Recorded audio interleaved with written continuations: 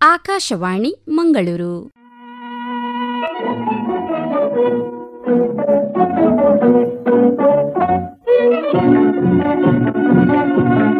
ಯುವವಾಣಿ. ಯುವ ಕೇಳುಗರಿಗೆ ವಂದನೆಗಳು ಹಾಗೂ ಇಂದಿನ ಕಾರ್ಯಕ್ರಮಕ್ಕೆ ಆತ್ಮೀಯ ಸ್ವಾಗತ.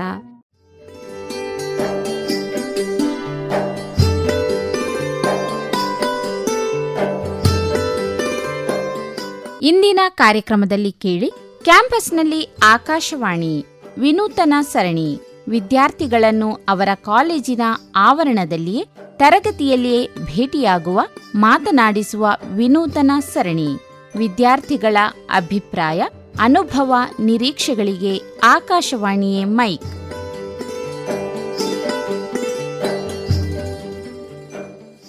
ಕ್ಯಾಂಪಸ್ನಲ್ಲಿ ಆಕಾಶವಾಣಿ ಇಂದಿನ ಮುಖಾಮುಖಿ ಆಳ್ವಾಸ್ ಕಾಲೇಜು, ಮೂಡಬಿದ್ರೆ.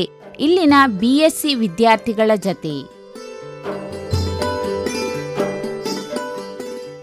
ಇಂದು ಅನ್ವಯಿಕ ವಿಜ್ಞಾನದ ಶಾಖೆಗಳಾದ ಇಂಜಿನಿಯರಿಂಗ್, ವೈದ್ಯಕೀಯ ವಿಜ್ಞಾನದಂಥ ಕ್ಷೇತ್ರಗಳಿಗೆ ಅತ್ಯಂತ ಹೆಚ್ಚು ಬೇಡಿಕೆಯಿದೆ. ಈ ಎರಡು ಕ್ಷೇತ್ರಗಳ ಹೊರತಾಗಿ ವಿಜ್ಞಾನ ರಂಗದಲ್ಲಿ ಬೇರೇನೋ ಇಲ್ಲವೇನೋ ಎಂಬ ಭಾವನೆ ಕೆಲವರದ್ದು. ಇವುಗಳ ಭರಾಟೆಯಲ್ಲಿ ಮೂಲಭೂತ ವಿಜ್ಞಾನಕ್ಕೆ ಆದ್ಯತೆ ಕಡಿಮೆಯಾಗುತ್ತದೆಯೇ? ವಿದ್ಯಾರ್ಥಿಗಳಲ್ಲಿ ಇದರ ಕುರಿತು ಆಸಕ್ತಿ ಇಲ್ಲವೇ? ಮೂಲಭೂತ ವಿಜ್ಞಾನದಲ್ಲಿ, ಸಂಶೋಧನಾ ರಂಗದಲ್ಲಿ ವಿದ್ಯಾರ್ಥಿಗಳನ್ನು ತೊಡಗಿಸಿಕೊಳ್ಳುವುದರ ಅಗತ್ಯ ಏನು? ಈ ವಿಷಯದ ಕುರಿತು ವಿದ್ಯಾರ್ಥಿಗಳ ಅಭಿಪ್ರಾಯವೇನು? ಬನ್ನಿ ಇಂದಿನ ಕಾರ್ಯಕ್ರಮದಲ್ಲಿ ತಿಳಿಯೋಣ. ಇದೀಗ ಕೇಳಿ ಕ್ಯಾಂಪಸ್ನಲ್ಲಿ ಆಕಾಶವಾಣಿ. BSc ಮಾಡ್ತಾ ಇದ್ದೀರಿ, ಹೈಯರ್ ಸ್ಟಡೀಸ್ ಬಗ್ಗೆ ನಿಮ್ಮ ಅಭಿಪ್ರಾಯ ಏನು? ಹೈಯರ್ ಸ್ಟಡೀಸ್ ಯಾಕೆ ಬೇಕು? ನಿಮ್ಮ ಆಂಬಿಷನ್ಸ್ ಏನು? ಮತ್ತೆ ಮುಂದೆ ಎಲ್ಲಿ ಹೈಯರ್ ಸ್ಟಡೀಸ್ ಮಾಡಬೇಕು ಅಂತಿದ್ದೀರಿ? ನಾನು ದಿವ್ಯಶ್ರೀ ಪ್ರಭು ಅಂತ, ತೃತೀಯ BSc ರಾಸಾಯನಿಕ ಶಾಸ್ತ್ರ ಮತ್ತು ಸಸ್ಯಶಾಸ್ತ್ರ ಓದ್ತಾ ಇದ್ದೇನೆ. ಈಗ ನನ್ನ ಪ್ರಕಾರ ಹೈಯರ್ ಎಜುಕೇಶನ್ ಬೇಕು. ಈಗಿನ ಕಾಲದಲ್ಲಿ ಕಾಂಪಿಟೇಷನ್ ಹೆವಿ ಇದೆ, ಸೊ ಬೇಕೇ ಬೇಕು. ನಂಗೆ ಹೊರಗಡೆ ಹೋಗಿ ಓದಕ್ಕೆ ಇಷ್ಟ ಇಲ್ಲ, ಊರಲ್ಲೇ ಇದು ಓದ್ಬೇಕಂತ ಇಷ್ಟ. ಸೊ ಇಲ್ಲೇ ಮಾಡ್ಬೇಕಂತ ಇದ್ದೀನಿ. ನಾನು ಕೆಮಿಸ್ಟ್ರಿಯಲ್ಲಿ ಮಾಡ್ಬೇಕಂತ ಇದ್ದೀನಿ. ಯಾಕಂದ್ರೆ ಈಗ ಬೇರೆಲ್ಲೂ ಮಾಡ್ಬೋದು, ಅದೇ ಒಂದು ಸ್ಕೋಪ್ ಜಾಸ್ತಿ ಇದೆ ಅಂತ ನಾನು ಅನ್ಕೊಳ್ತೀನಿ. ಅದಕ್ಕೋಸ್ಕರ ಕೆಮಿಸ್ಟ್ರಿಯಲ್ಲಿ ಕಂಟಿನ್ಯೂ ಮಾಡ್ಬೇಕಂತ ಇದ್ದೀನಿ. ನಾನು ಟೀಚಿಂಗ್ ಹೋಗ್ಬೇಕಂತ ಇದ್ದೀನಿ, ಹಾಗಾಗಿ ಜನರಲ್ ಕೆಮಿಸ್ಟ್ರಿ ತಗೊಳ್ಳೋಣ ಅಂತ ಅನ್ಕೊಂಡಿದ್ದೀನಿ. ಯಾಕಂದ್ರೆ ಆರ್ಗ್ಯಾನಿಕ್ ತಗೊಳ್ಬೋದು, ಅನಾಲಿಟಿಕಲ್ ತಗೊಳ್ಬೋದು, ಆದ್ರೆ ಜನರಲ್ ಅಲ್ಲಿ ಎಲ್ಲ ಇನ್ಕ್ಲೂಡ್ ಆಗಿ ಬರ್ತದೆ. ಸೊ ಟೀಚಿಂಗ್ ಅಂತ ಹೋಗ್ಬೇಕಾದ್ರೆ ಅದೆಲ್ಲ ಎಲ್ಲ ಇನ್ಕ್ಲೂಡ್ ಆಗಿ ಬಂದ್ರೆ ಒಳ್ಳೇದಂತ ನನ್ನ ಅಭಿಪ್ರಾಯ. ಸೊ ಜನರಲ್ ಕೆಮಿಸ್ಟ್ರಿ ತಗೊಳ್ಳುವಂತ. ಸಾಮಾನ್ಯವಾಗಿ ನೋಡ್ಬೇಕಂದ್ರೆ ಒಂದು ಲೆಕ್ಚರ್ ಆಗ್ಬೇಕಂದ್ರೆ ಹೈಯರ್ ಅಂದ್ರೆ MSc ಬೇಕೇ ಬೇಕು. ಆ ದೃಷ್ಟಿಯಿಂದ MSc ಬೇಕಂತ ಅನ್ಕೊಳ್ತೀನಿ. ಮತ್ತೆ ಹುಡುಗಿರಿಗೆ ಮುಂದೆ ಬರ್ಬೇಕು ಸರ್, ಬರ್ತಾ ಇದ್ದಾರೆ, ಕಾಂಪಿಟೇಷನ್ ಜಾಸ್ತಿ ಇದೆ, ಬರ್ಬೇಕು. ಸೊ MSc ಬೇಕೇ ಬೇಕು. ಅದ್ರ PhD ಕೂಡ ಆಂಬಿಷನ್ ಇದೆ, ನೋಡ್ಬೇಕಾದ್ರೆ. ನಿಮಗೆ ಫಾರಿನ್ ಯೂನಿವರ್ಸಿಟಿಗೆ ಹೋಗ್ಲಿಕ್ಕೆ ಇಚ್ಛೆ ಇದೆಯಾ? ಇಚ್ಛೆ ಅಂತ ಇಲ್ಲ, ಆದ್ರೆ ಹೇಳ್ತಾರೆ ಜರ್ಮನಿಯಲ್ಲಿ ಎಜುಕೇಶನ್ ಫ್ರೀ ಇದೆ ಅಂತ ಕೇಳಿದ್ದೀನಿ. ಚಿಕ್ಕಮ್ಮ ಚಿಕ್ಕಪ್ಪ ಅಲ್ಲಿದ್ದಾರೆ, ಹೇಳ್ತಾ ಇರ್ತಾರೆ ಇಲ್ಲಿ ಬಾ, ಫ್ರೀ ಇದೆ, ಎಜುಕೇಶನ್ ಮಾಡು ಅಂತ. ಆದ್ರೆ ನನ್ಗೆ ಹೊರಗಡೆ ಹೋಗಿ ಇಷ್ಟ ಇಲ್ಲ ಸರ್, ಇಲ್ಲೇ ಇಂಡಿಯಾದಲ್ಲೇ ಓದಿ ಇಲ್ಲೇ ಇರ್ಬೇಕು ಅಂತ.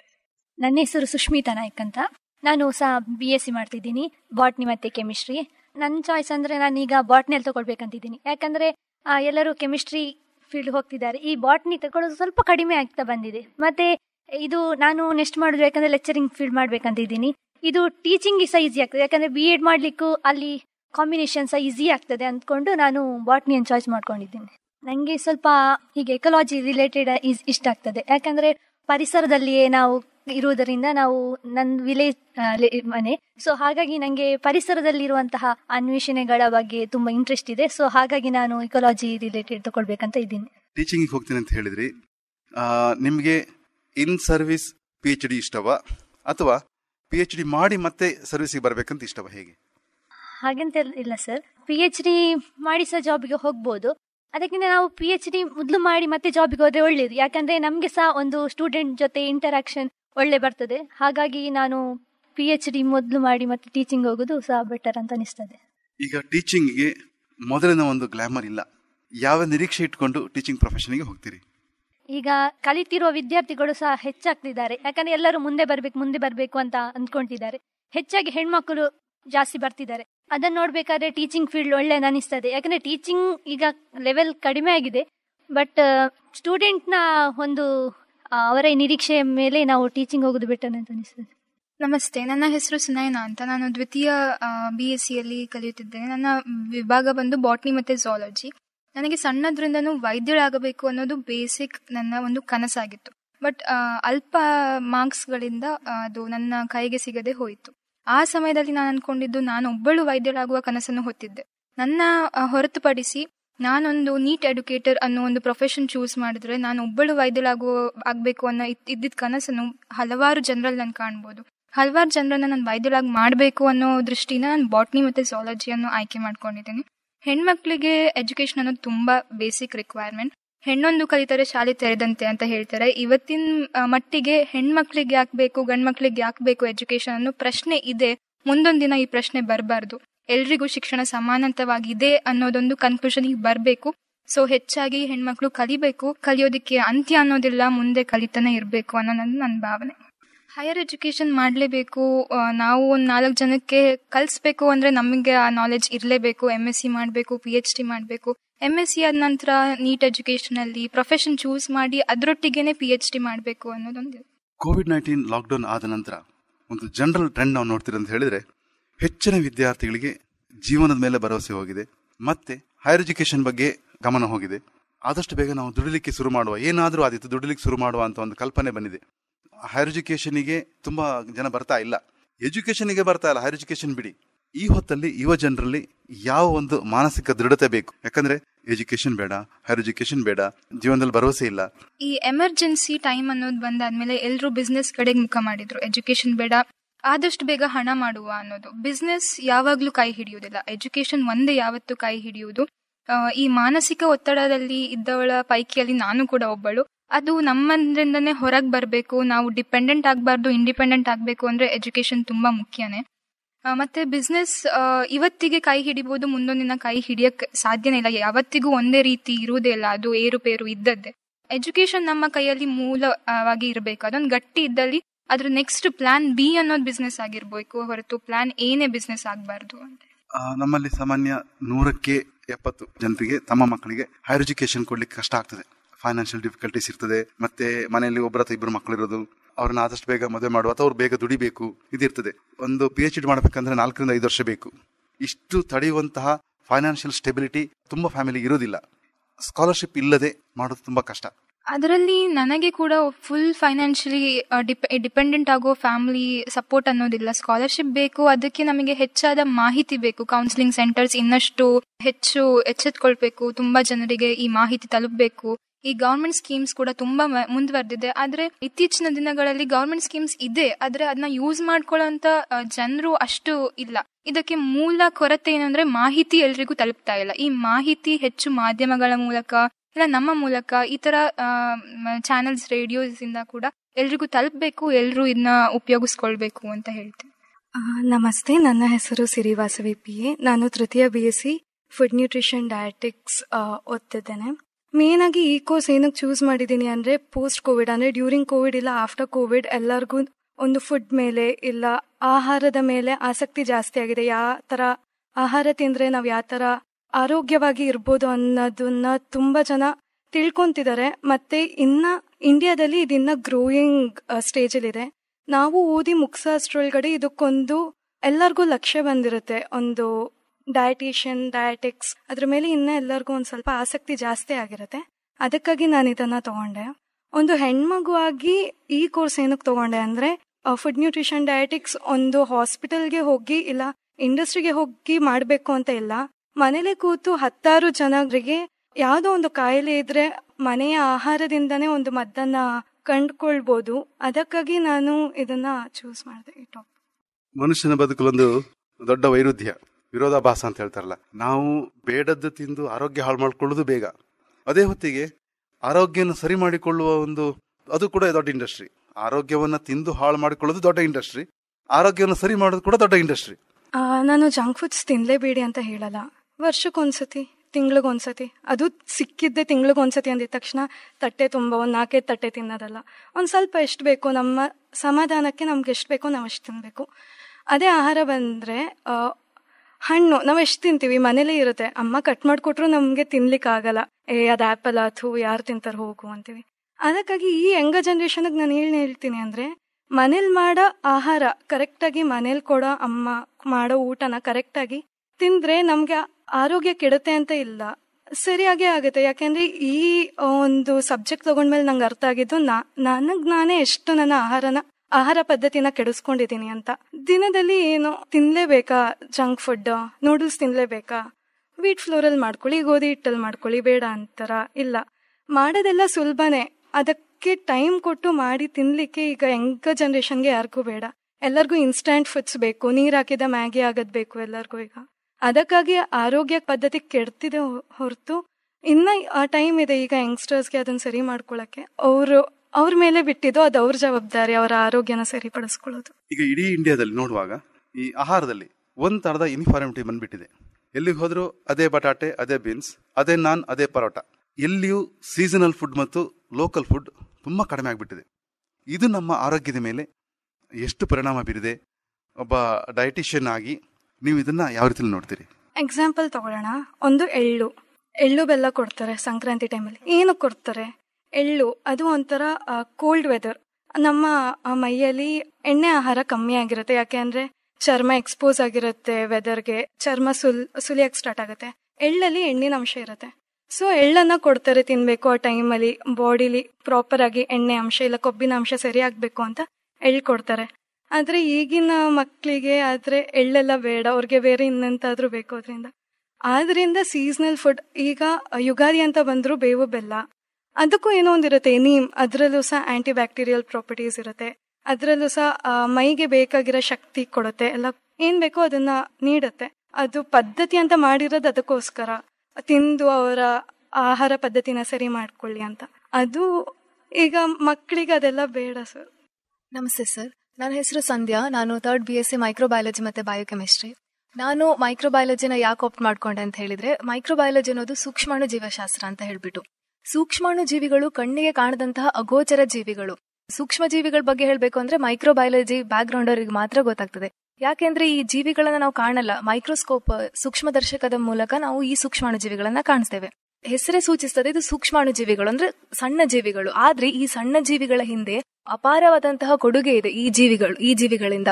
ಏನು ಆಹಾರ ಆಗಿರಬಹುದು, ಇವತ್ತು ಏನು ಫಾರ್ಮಾಸ್ಯೂಟಿಕಲ್ ಮೆಡಿಸಿನ್ ಇಂಡಸ್ಟ್ರೀಸ್ ಆಗಿರ್ಬೋದು, ಫುಡ್, ಟೆಕ್ಸ್ಟೈಲ್ಸ್, ಹೀಗೆ ಇಂಡಸ್ಟ್ರಿಯಲ್ಲಿ ರೆವಲ್ಯೂಷನ್ ಆಗ್ತಿದೆಯಲ್ಲ. ಸೊ ಇದೆಲ್ಲದರ ಮೇಲೂ ಏನು ಸೂಕ್ಷ್ಮಾಣು ಜೀವಿಗಳ ಪಾತ್ರ ಹೆಚ್ಚಿಂದಿದೆ. ಮತ್ತೆ quality control and assurance department ಅಲ್ಲಿ ನಾವು ಮೈಕ್ರೋಬಯಾಲಜಿಸ್ಟ್ ಗಳ ರೋಲ್ ತುಂಬಾ ಜಾಸ್ತಿ ಇದೆ. ಯಾವುದೇ ರೀತಿಯ ಫುಡ್ ಆಗಿರ್ಬೋದು ಅಥವಾ ಮೆಡಿಸಿನ್ಸ್ ಇವತ್ತು ಇಂಡಸ್ಟ್ರೀಸ್ ಇಂದ ಮಾರ್ಕೆಟ್ಗೆ ಎಕ್ಸ್ಪೋರ್ಟ್ ಆಗ್ಬೇಕು ಅಂತ ಹೇಳಿದ್ರೆ ಅದ್ರದ್ದು ಕ್ವಾಲಿಟಿ ಕಂಟ್ರೋಲ್ ನಾವು ಚೆಕ್ ಆಗಿರ್ಬೇಕು. ಅದೇ ರೀತಿಯ ಒಂದು ಫುಡ್ ಪ್ರೊಡಕ್ಷನ್ಸ್ ಆಗ್ಬೇಕು, ಆಹಾರ ಉತ್ಪಾದನೆ ಆಗ್ಬೇಕು ಅಂತ ಹೇಳಿದ್ರೆ ಇದರಲ್ಲಿ ಸೂಕ್ಷ್ಮಾಣು ಜೀವಿಗಳ ಏನು ಪಾತ್ರ ಬಹಳಷ್ಟು ಇರ್ತದೆ ಅಂತ ಹೇಳ್ಬಿಟ್ಟು ನಾನು ಈ ಒಂದು ವಿಷಯವನ್ನ ಅಧ್ಯಯನ ಮಾಡ್ತಿದ್ದೇನೆ. ಮುಂದೆ ನಾನು MSc ಕೂಡ ಫುಡ್ ಟೆಕ್ನಾಲಜಿ ಮೈಕ್ರೋಬಯಾಲಜಿಯಲ್ಲಿ ಮುಂದುವರಿಸಬೇಕು ಅಂತ ಇಷ್ಟಪಡ್ತೇನೆ. ಈಗ ಏನಾಗಿದೆ ಅಂತ ಹೇಳಿದ್ರೆ ಪ್ರತಿಯೊಬ್ಬರು ದ್ವಿತೀಯ PUC ಆದ್ಮೇಲೆ ಎಲ್ಲರೂ ಇಂಜಿನಿಯರಿಂಗ್, ಮೆಡಿಕಲ್ ಇದೇ ತರ ಫೀಲ್ಡ್ ಗೆ ಹೋಗ್ತಿದ್ದಾರೆ. ಇದೊಂದು ಟ್ರೆಂಡ್ ಅಂತ ಅನ್ಬಹುದು. ಯಾಕೆಂದ್ರೆ ಅವರು ಫೀಲ್ ಮಾಡ್ತಾರೆ ಇದು ಸೆಕ್ಯೂರ್ಡ್. ಆಫ್ಟರ್ ಇಂಜಿನಿಯರಿಂಗ್ ನಮ್ಮ ಒಂದು ಕಂಪನಿಗೆ ಹೋಗಿ ನಾವು ಜಾಯಿನ್ ಆಗ್ತೇವೆ, ಆಸ್ ಅ ಎಂಪ್ಲಾಯ್ ಆಗಿ ಎಷ್ಟೋ ವರ್ಷಗಳ ತನಕ ದುಡಿತೇವೆ. ಆದ್ರೆ ನಮ್ಮ ಪ್ರಕಾರ ನಾವು ಈಗ BSc ಮೈಕ್ರೋಬಯಾಲಜಿ ಮುಗಿಸ್ಬಿಟ್ಟು ನಾವು ಪರ್ಟಿಕ್ಯುಲರ್ ಮೈಕ್ರೋಬಯಾಲಜಿಸ್ಟ್ ಆಗ್ತೇವೆ, ರಿಸರ್ಚ್ ಫೀಲ್ಡ್ ಅಲ್ಲಿ ಹೋಗ್ತೇವೆ. ನಾವು ಹೊಸದೊಂದು ಏನು ನಮ್ಮ ಒಂದು ದೇಶಕ್ಕಾಗಿರ್ಬೋದು, ನಮ್ಮ ಜಗತ್ತಿಗೆ ಹೊಸದೊಂದು ಏನು ಪ್ರಾಡಕ್ಟ್ಸ್ ಆಗಿರ್ಬೋದು, ಹೊಸ ರೀತಿಯದಾಗಿ ಕೊಡ್ಬೇಕು ಅನ್ನೋದು ನಮ್ಮ ಆಸೆ ರಿಸರ್ಚ್ ಮೂಲಕ. ಸೊ ಇದರಿಂದ ಸ್ಟೂಡೆಂಟ್ಸ್ ಅಂದ್ಕೊಂಡಿರ್ತಾರೆ ನಾವು BSc ಆದ್ಮೇಲೆ MSc ಮಾಡ್ಬೇಕು, ಇನ್ನೂ ತುಂಬಾ ಸ್ಟಡೀಸ್ ಮಾಡ್ಬೇಕು. ಈಗ ಜಾಬ್ ಆಪರ್ಚುನಿಟೀಸ್ ಇಂಜಿನಿಯರಿಂಗ್ ಮತ್ತೆ ನಮ್ಮ ಏನು ಲೈಫ್ ಸೈನ್ಸ್ ಗೆ ಕಂಪೇರ್ ಮಾಡಿದ್ರೆ ಸೊ ಟೆಕ್ನಿಕಲ್ ಫೀಲ್ಡ್ ಗೆ ತುಂಬಾ ಜಾಬ್ ಆಪರ್ಚುನಿಟೀಸ್ ಇದೆ. ನಮ್ಮ ಜಾಬ್ ಆಪರ್ಚುನಿಟೀಸ್ ಇಲ್ಲಿ ಕಡಿಮೆ. ಬಟ್ ಇಲ್ಲಿ ನಮಗೆ ಕಾಂಪಿಟೇಷನ್ಸ್ ಈಗ BSc ನಾವು ಮೈಕ್ರೋಬಯಾಲಜಿಯಿಂದ ಕಾಂಪಿಟೇಷನ್ಸ್ ನಮಗೆ ಅಷ್ಟು ಇರಲ್ಲ. ಇದ್ರೂ ಕೂಡ ನಮ್ಮ ಸ್ಕಿಲ್ಸ್ ಮೇಲೆ ನಮಗೆ ಇದ್ರ ಮೇಲೆ ಡಿಪೆಂಡ್ ಆಗಿರುತ್ತೆ. ನಮ್ಮ ಜಾಬ್ ಆಗಿರ್ಬೋದು, ರಿಸರ್ಚ್ ಆಗಿರ್ಬೋದು, ಇದೆಲ್ಲದೂ ಡಿಪೆಂಡ್ ಆಗಿರೋದು ನಾವು ಸರ್ಕಾರದ ಮೇಲೆ, ಗೌರ್ಮೆಂಟ್ ಅದ್ರ ಮೇಲೆ ನಾವು ಹಾಕ್ಲಿಕ್ಕೆ ಆಗಲ್ಲ. ಎಲ್ಲ ಸ್ಟೂಡೆಂಟ್ಸ್ ಮೇಲೆ ಯಾವ್ದು ವಿಷಯವನ್ನ ಚಾಯ್ಸ್ ಮಾಡೋದು ನಮ್ಮ ಆಯ್ಕೆ ಆಗಿರ್ತದೆ. ಆದ್ರಿಂದ ಇದೆಲ್ಲ ನಮ್ಮ ಮೇಲೆ ನಾವು ಡಿಪೆಂಡ್ ಆಗಿರ್ಬೇಕು ಅಂತ ಹೇಳಕ್ಕೆ ಇಷ್ಟಪಡ್ತೇನೆ. ನಮಸ್ತೆ, ನನ್ನ ಹೆಸರು ರಿತಿಕಾ ಅಂತ ಹೇಳಿ. ನಂದು ಕಾಂಬಿನೇಷನ್ ಬಂದು ಬಯೋಕೆಮಿಸ್ಟ್ರಿ ಮತ್ತು ಮೈಕ್ರೋಬಯಾಲಜಿ. ಮೂಲತಃ ನಾನು ಬಯೋಕೆಮಿಸ್ಟ್ರಿ ಮತ್ತು ಮೈಕ್ರೋಬಯಾಲಜಿ ತಗೊಳ್ಳೋದು ಉದ್ದೇಶ ಏನಂತಂದ್ರೆ ಈ ಎರಡು ಸಬ್ಜೆಕ್ಟ್ಗಳು ಬಯೋಟೆಕ್ ಆಗಿರ್ಬೋದು, ಕೆಮಿಸ್ಟ್ರಿ ಆಗಿರ್ಬೋದು ಅಥವಾ ಝೂಲಾಜಿ ಆಗಿರ್ಬೋದು, ಬಯಾಲಜಿ ಎಲ್ಲವನ್ನು ಕವರ್ ಮಾಡ್ತದೆ. ಎರಡು ಅಪ್ಲೈಡ್ ಸೈನ್ಸ್ ಆಗಿರೋದ್ರಿಂದ ನಾನು ಇದು ತಗೊಂಡಿದ್ದೇನೆ. ಮತ್ತೆ ಮುಂದೆ ಎಲ್ಲಿ ಜಾಬ್ಸ್ ಅಂತ ಹೇಳಿ ಬಂದ್ರೆ ನನ್ನ BSc ಆದ್ಮೇಲೆ ನನಗೆ QC ಅಥವಾ QA ರಿಲೇಟೆಡ್ ಅಂದ್ರೆ ಕ್ವಾಲಿಟಿ ಕಂಟ್ರೋಲ್, ಕ್ವಾಲಿಟಿ ಅಶ್ಯೂರೆನ್ಸ್ ಈ ರೀತಿಯಾಗಿ ನಾನು ಜಾಬ್ಸ್ಗೆ ಹುಡ್ಬೇಕಾಗ್ತದೆ. ಸೊ ಇಲ್ಲಿ ಯಾವುದೇ ಫೀಲ್ಡ್ ಅಲ್ಲಿ ನಾನು ಹೋದ್ರು ನನ್ನ ಬಯೋಕೆಮಿಸ್ಟ್ರಿ ಅಥವಾ ನನ್ನ ಮೈಕ್ರೋಬಯಾಲಜಿ ನನ್ನ ನೋಡಿದ್ರೆ ಇವರು ಇದಕ್ಕೆ ಫಿಟ್ ಇದ್ದಾರೆ ಅಂತ ಹೇಳ್ತಾರೆ. ಅದಕ್ಕೆ ನಾನು ಈ ಸಬ್ಜೆಕ್ಟ್ಸ್ ನ ಆಪ್ಟ್ ಮಾಡಿದೆ. ರಿಸರ್ಚ್ ಫೀಲ್ಡ್ ಅಂತ ಹೋಗುದಾದ್ರೆ ನಮ್ಗೆ ಮನಸ್ಸಲ್ಲಿ ನಾವು ಇರ್ಬೇಕು, ಲೈಕ್ ನಮ್ಗೆ ಒಂದು ಟಾಪಿಕ್ ಅಲ್ಲಿ ನಮ್ಗೆ ಇಂಟ್ರೆಸ್ಟ್ ಇರಬೇಕು. ಒಂದು ಎಕ್ಸಾಂಪಲ್ ಹೇಳುದಾದ್ರೆ, ಈಗ ಯಾವುದೋ ಒಂದು ನ್ಯಾನೋ ಪಾರ್ಟಿಕಲ್, ಯಾವುದೋ ಒಂದು ಸಿಲ್ವರ್ ಅಥವಾ ಗೋಲ್ಡ್ ಅನ್ನು ನಾವು ಎಕ್ಸ್ಟ್ರಾಕ್ಟ್ ಮಾಡೋದು ಆಗ್ಬೋದು. ಆ ನಾಲೆಜ್ ಮತ್ತೆ ಆಸಕ್ತಿ, ಇದು ನಮಗೆ ಎಕ್ಸ್ಟ್ರಾಕ್ಟ್ ಮಾಡ್ಲೇಬೇಕು, ಇದು ನಮಗೆ ಬೇಕೇ ಬೇಕು ಅಂತ ಆಸಕ್ತಿ ಇದ್ರೆ ಅವ್ರಿಗೆ ಕಷ್ಟ ಅಂತ ಆಗೋದಿಲ್ಲ, ಅದು ಉತ್ಸಾಹ ಆಗ್ತದೆ, ಕಷ್ಟ ಅಂತ ಬರುವುದಿಲ್ಲ. ಟೆಕ್ನಿಕಲ್ ಫೀಲ್ಡ್ ಅಂತ ಹೇಳಿ ಅವ್ರಿಗೆ ಮೈಂಡ್ ಲಾಜಿಕಲಿ ಅಥವಾ ಹಿಂಗೆ ಓಡ್ತಿರ್ತದೆ. ನಾವು ಡೀಪ್ ಆಗಿ ಅಂದ್ರೆ ಅದ್ರ ಬಗ್ಗೆ ಸ್ಟಡಿ ಮಾಡ್ತಾ ಹೋಗ್ಬೇಕಾಗ್ತದೆ. ಸೊ ಕಷ್ಟ ಅಂತ ಹೇಳಿ ಆಗೋದಕ್ಕಿಂತ ಉತ್ಸಾಹ ನಮ್ಗೆ ಮೇನ್ ಇಂಪಾರ್ಟೆಂಟ್ ಆಗುತ್ತೆ. ಅವು ಅಂತವ್ರು ಮಾತ್ರ ರಿಸರ್ಚ್ ಮತ್ತೆ ಅಂತ ಫೀಲ್ಡ್ಗೆಲ್ಲ ಹೋಗೋದು. ಉಳ್ಳವರೆಲ್ಲ ಮೇ ಬಿ ಟೆಕ್ನಿಕಲ್ ಇದೆ. ನಾವು BSc ಮಾಡಿದ್ಮೇಲೆ ನಾವು ಕೂಡ ಟೆಕ್ನಿಕಲ್ ಹೋಗ್ಬೋದು, ಆದ್ರೆ ನಮ್ಗೆ ಇದರಲ್ಲಿ ಉತ್ಸಾಹ ಇದ್ರೆ ನಾವು ಇದರಲ್ಲಿ ಹೋಗ್ತೇವೆ. ಈಗ ನೀವು BSc ಮಾಡ್ತಾ ಇದ್ರಿ, ನಿಮಗಿದು ಗೊತ್ತಿಲ್ಲದ ವಿಷಯ ಅಲ್ಲ. ಏನಂತ ಹೇಳಿದ್ರೆ, ನಾವು ನಮ್ಮ ರಾಜ್ಯ, ನಮ್ಮ ದೇಶ ನೋಡಿದಾಗ ಇಲ್ಲಿ ಸಿಗುವ ಲ್ಯಾಬಲ್ಲಿ ಸಿಗುವಂತಹ ಫೆಸಿಲಿಟೀಸ್, ಇದನ್ನ ನೀವು ಯುರೋಪಿನ ಅಥವಾ ಅಮೆರಿಕದ ಲ್ಯಾಬ್ ಜೊತೆಗೆ ಕಂಪೇರ್ ಮಾಡುವ ಹಾಗಿಲ್ಲ. ಅಲ್ಲಿ ಸಿಗುವಂತಹ ಒಂದು ಎಕ್ಸ್ಪೀರಿಯನ್ಸ್, ಅಲ್ಲಿ ಕೆಲಸ ಮಾಡೋದಕ್ಕೂ ನಮ್ಮ ಲ್ಯಾಬ್ ಅಲ್ಲಿ ಕೆಲಸ ಮಾಡೋದಕ್ಕೂ ತುಂಬಾ ವ್ಯತ್ಯಾಸ ಇರ್ತದೆ. ಇದು ನಿಮ್ಗೆ ಗೊತ್ತಿದೆ. ನಮ್ಮ ಲ್ಯಾಬ್ ಇನ್ನು ಯಾವ ರೀತಿಯಲ್ಲಿ ಅಪ್ಗ್ರೇಡ್ ಆಗ್ಲಿಕ್ಕೆ ಬಾಕಿ ಇದೆ, ಒಂದು ರಿಸರ್ಚ್ಗೆ ಬೇಕಾದಂತ ಲ್ಯಾಬ್ ಹೇಗಿರ್ಬೇಕು, ಇದ್ರ ಬಗ್ಗೆ ನಿಮಗೆ ಏನ್ ಕಲ್ಪನೆ ಇದೆ? ಈಗ ಹೌದು, ಒಂದೊಂದ್ಸಲ ಎಂತ ಆಗ್ತದೆ ಅಂತಂದ್ರೆ, ನಾವೀಗ ಇಂಟರ್ನ್ಶಿಪ್ಸ್ ಎಲ್ಲ ಮಾಡ್ಲಿಕ್ಕೆ ಹೋಗ್ತೇವೆ. ಸೊ ಅಲ್ಲಿ ನಾವು ಸರೌಂಡಿಂಗ್ ಎಲ್ಲ ನೋಡಿದ್ಮೇಲೆ ನಮ್ಗೆ ಅನ್ಸುತ್ತೆ, ಓ ಇದು ನಮ್ಮ ಲ್ಯಾಬ್ ಅಲ್ಲಿ ಇಲ್ಲ ಅಲ್ಲ, ಇದು ನಾವು ಕಲ್ತೇ ಇಲ್ಲಲ್ಲ. ನಮ್ಮ ಕಂಟ್ರಿ ಮತ್ತೆ ಬೇರೆ ಕಂಟ್ರಿನ ಕಂಪೇರ್ ಮಾಡಿದ್ರೆ ಹೌದು, ಅಲ್ಲಿ ತುಂಬಾ ವೆಲ್ ಡೆವಲಪ್ಡ್ ಎಕ್ವಿಪ್ಮೆಂಟ್ಸ್ ಎಲ್ಲ ಇರ್ತದೆ ಇನ್ ಕಂಪೇರ್ ಟು ನಮ್ಮ ಲ್ಯಾಬ್ಗೆ. ಸೊ ಹೌದು, ಇನ್ನೂ ಕೂಡ ಡೆವಲಪ್ ಆಗ್ಬೇಕು ಅಂತ ನಮ್ಗೆ ಇಂಟರ್ನ್ಶಿಪ್ಸ್ ಎಲ್ಲ ಹೋದ್ಮೇಲೆ ನಮಗೆ ಗೊತ್ತಾಗುತ್ತೆ. ಯಾಕಂದ್ರೆ ನಾವು ಸುಮಾರಷ್ಟನ್ನ ಕಲ್ತೇ ಇರುವುದಿಲ್ಲ. ಸೊ ಹೌದು, ಇನ್ನೊಂದ್ ಸ್ವಲ್ಪ ಡೆವಲಪ್ ಆಗ್ಬೇಕು ಅಂತ ಹೇಳಿ ನನ್ನ ಅನಿಸಿಕೆ. ನಮಸ್ತೆ, ನನ್ನ ಹೆಸರು ಅನನ್ಯ ಅಂತ. ಸೊ ನಾನು 3rd BSc ಮೈಕ್ರೋಬಯಾಲಜಿ ಮತ್ತೆ ಬಯೋಕೆಮಿಸ್ಟ್ರಿ ಈ ಒಂದು ಸಬ್ಜೆಕ್ಟ್ ಅಲ್ಲಿ ಕಲಿತಾ ಇದ್ದೀನಿ. ಸೊ ನಾನು ನಿಜ ಹೇಳ್ಬೇಕಂತ ಹೇಳಿದ್ರೆ, ನಾನು PU ಅಲ್ಲಿ ಇರ್ಬೇಕಾದ್ರೆ ನಂದು ಇಂಟ್ರೆಸ್ಟ್ ಅಂತಾನೆ ಹೇಳ್ತೇವೆ, ಸ್ಟೂಡೆಂಟ್ ಇಂಟ್ರೆಸ್ಟ್. ನಂಗೆ ಫಿಸಿಕ್ಸ್ ಮತ್ತೆ ಮ್ಯಾಥ್ಸ್ ನಂಗೆ ಅಷ್ಟೊಂದು ಇಷ್ಟ ಇರಲಿಲ್ಲ. ಸೊ ನನಗೆ ಬಯಾಲಜಿ ಮೇಲೆ ನಂಗೆ ತುಂಬಾ ಇಷ್ಟ ಇತ್ತು ಅಥವಾ ನಂಗೆ ಇಂಟ್ರೆಸ್ಟ್ ಇತ್ತು ಅಂತ ನಂಗೆ ಹೇಳಲಿಕ್ಕೆ ಇಷ್ಟಪಡ್ತೀನಿ. ಅಂದ್ರೆ ಅದಕ್ಕೋಸ್ಕರ ನಾನೆಂತ ಮಾಡಿದೆ, ನನಗೆ ಇಂಟ್ರೆಸ್ಟ್ ಇರುವಲ್ಲೇ ನಾನು ಇನ್ನು ಮುಂದುವರೆದ್ರೆ ತುಂಬಾ ಒಳ್ಳೇದು ಅಂತ ಹೇಳಿ ಅನಿಸ್ತು. ಅದಕ್ಕೆ ನಾನು ಬಯೋಲಜಿಯಲ್ಲಿ ಯಾವ್ದಿದೆ ಅಂತ ಹೇಳಿದ್ರೆ ಮೈಕ್ರೋಬಯಾಲಜಿ, ಇದೇ ನನಗೆ ಕಣ್ಣಿಗೆ ಕಾಣಿಸಿರೋದು. ಸೊ ಅದಕ್ಕೆ ನಾನು ಮೈಕ್ರೋಬಯಾಲಜಿಗೆ ಬಂದೆ. ಇನ್ನು ಬಯೋಲಜಿ ಬಿಟ್ರೆ ನಂಗೆ ಮತ್ತೊಂದು ಇಂಟ್ರೆಸ್ಟ್ ಇದ್ದದ್ದು ಕೆಮಿಸ್ಟ್ರಿ. ಸೊ ಈ ಬಯೋಲಜಿ ಮತ್ತೆ ಕೆಮಿಸ್ಟ್ರಿ ಎರಡರ ಕಾಂಬಿನೇಷನ್ ಇದ್ದದ್ದು ಬಯೋಕೆಮಿಸ್ಟ್ರಿ. ಅದೇನೋ ಒಂಥರ ಯುನೀಕ್ ಅಂತ ಅನಿಸ್ತು. ಅದಕ್ಕೋಸ್ಕರ ನಾನು ಬಯೋಕೆಮಿಸ್ಟ್ರಿ ಅಂತ ತಗೊಂಡೆ. ಸೊ ಇದೆಲ್ಲ ನಂದು ಇಂಟ್ರೆಸ್ಟ್ ಮೇಲೆ ಡಿಪೆಂಡ್. ಅಟ್ ಸೇಮ್ ಟೈಮ್ ನಂಗೆ ಇದು ಸ್ಕೋಪ್ ಅಂತ ಕೂಡ ಅನಿಸ್ತು. ಬಯೋಕೆಮಿಸ್ಟ್ರಿ ಆಗಿರ್ಬೋದು, ಮೈಕ್ರೋಬಯಾಲಜಿ ಆಗಿರ್ಬೋದು. ನೆಕ್ಸ್ಟ್ PG ಮಾಡಬೇಕಾದ ಸಂದರ್ಭದಲ್ಲಿ ನನಗೆ ನೆಕ್ಸ್ಟ್ ಜಾಬ್ಗೆ ಕೂಡ ಇದು ಒಳ್ಳೇದಾಗ್ತದೆ ಅಂತ ಹೇಳಿ ನಾನು ಇದನ್ನ ತಗೊಂಡೆ. ಈಗ ಸ್ವಲ್ಪ ಕಾಲ ಇಂಪ್ರೂವ್ ಆಗಿದೆ, ನಾನೇನ್ ಮಾಡಬೇಕು ಅಂದ್ರೆ ನನ್ನ ಆಸಕ್ತಿ ಏನು ಅಂತ ಅಪ್ಪ ಅಮ್ಮನ ಹತ್ರ ಹೇಳ್ಬೋದು. ಈಗ ಪ್ರತಿ ವಿದ್ಯಾರ್ಥಿಗೂ ನಾನೇನ್ ಮಾಡಬೇಕು, ಅದು ತಪ್ಪಾಗೋದು ಪ್ರಶ್ನೆ ಬೇರೆ, ಆದ್ರೆ ಅವ್ರಿಗೆ ಗೊತ್ತಿರ್ತದೆ ನಾನೇನ್ ಮಾಡಬೇಕು, ನನಗೆ ಇಂಥದೇ ಕೋರ್ಸ್ ಮಾಡಬೇಕು. ಆ ಮಟ್ಟಿಗೆ ಕಾಲ ಒಳ್ಳೇದಾಗಿದೆಯಾ? ನೀವು ನಿಮ್ಮ ಪೇರೆಂಟ್ಸ್ ಜೊತೆಗೆ ನಾನು ಇಂಥದನ್ನೇ ಮಾಡ್ತೇನೆ, ಕೆಲವೊಮ್ಮೆ ಅವರಿಗೂ ಆಸೆ ಇರ್ತದೆ ನನ್ನ ಮಗಳು ಇಂಥದ್ದು ಮಾಡಲಿ ಅಂತ.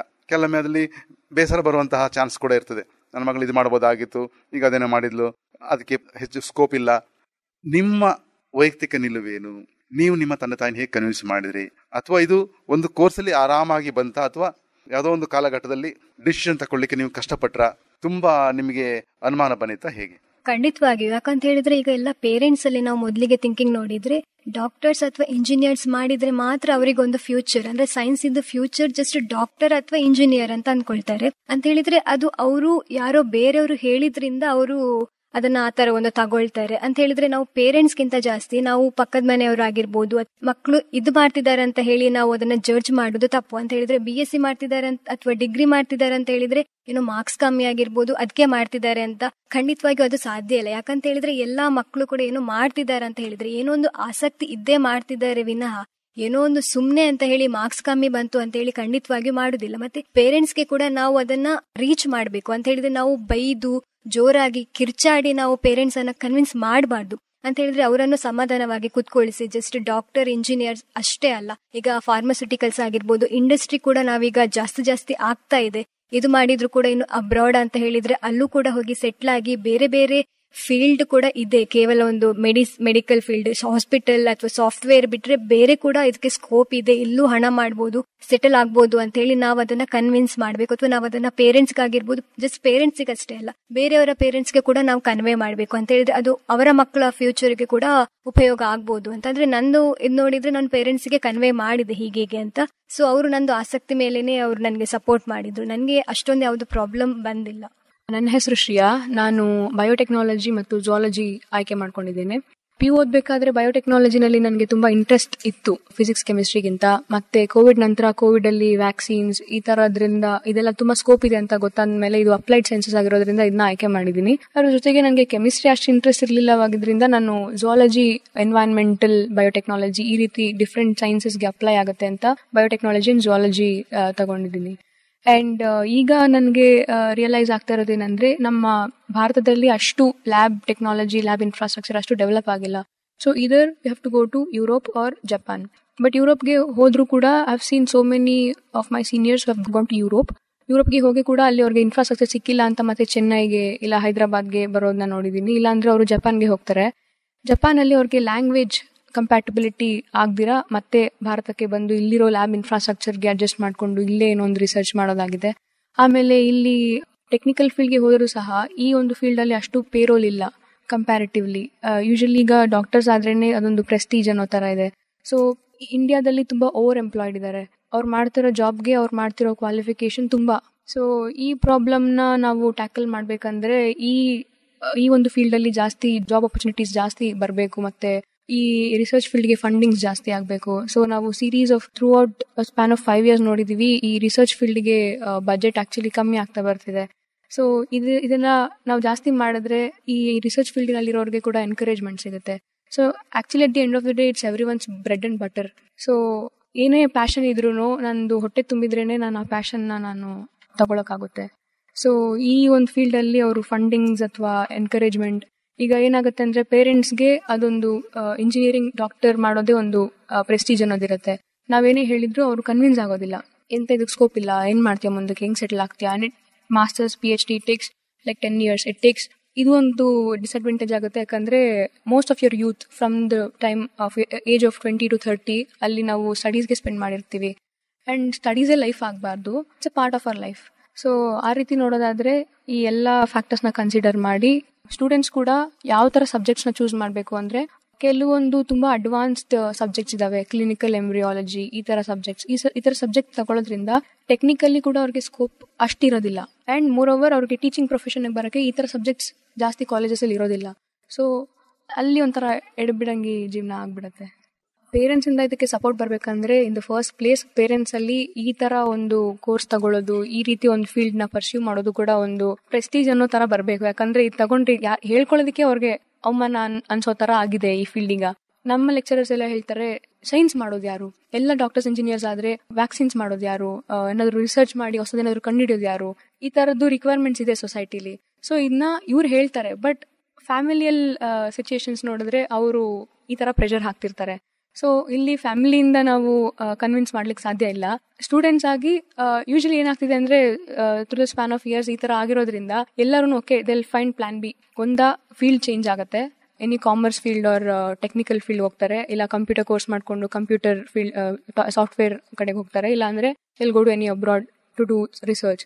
ಸೊ ಇಲ್ಲಿ ಆಗ್ಬೇಕಂದ್ರೆ ಏನಾದ್ರು ಕ್ಯಾಂಪೇನಿಂಗ್, ಇಲ್ಲ ಅಂದ್ರೆ ಒಂದು association of research fellows, stipend demand ಮಾಡೋದಾಗ್ಲಿ, ಈ ತರ ಎಲ್ಲ ತುಂಬಾ ಮೀನಿಯಲ್ ಸ್ಯಾಲರೀಸ್ಗೆ ವರ್ಕ್ ಮಾಡೋರಿದ್ದಾರೆ ರಿಸರ್ಚರ್ಸ್. ಸೊ ಈ ರೀತಿ ನಾವು ಏನಾದ್ರು ಒಂದು ಕ್ಯಾಂಪೇನ್ ಸ್ಟಾರ್ಟ್ ಮಾಡೋದ್ರಿಂದ, ಅಥವಾ ಸ್ಟೂಡೆಂಟ್ ಅಸೋಸಿಯೇಷನ್ಸ್ ಕಾಲೇಜಲ್ಲಿ, ಅಥವಾ ಒಂದು ಯೂನಿವರ್ಸಿಟಿ ಡಿಪಾರ್ಟ್ಮೆಂಟ್ ಅಲ್ಲಿ ಡಿಫ್ರೆಂಟ್ ಕಾಲೇಜಸ್ ನ ಕಂಬೈನ್ ಮಾಡಿ ಅವರು ಸ್ಟೂಡೆಂಟ್ ಗ್ರೂಪ್ ಮಾಡೋದ್ರಿಂದ ಏನಾದ್ರು ಹೆಲ್ಪ್ ಆಗ್ಬೋದು ಅಂತ ಅನ್ಸುತ್ತೆ. ಇದುವರೆಗೆ ಯುವವಾಣಿ ಕಾರ್ಯಕ್ರಮದಲ್ಲಿ ಮುಖಾಮುಖಿ ಆಳ್ವಾಸ್ ಕಾಲೇಜು ಮೂಡಬಿದ್ರೆ ಇಲ್ಲಿನ BSc ವಿದ್ಯಾರ್ಥಿಗಳ ಜತೆ ಕ್ಯಾಂಪಸ್ನಲ್ಲಿ ಆಕಾಶವಾಣಿ ವಿನೂತನ ಸರಣಿ ಕಾರ್ಯಕ್ರಮ ಕೇಳಿದಿರಿ.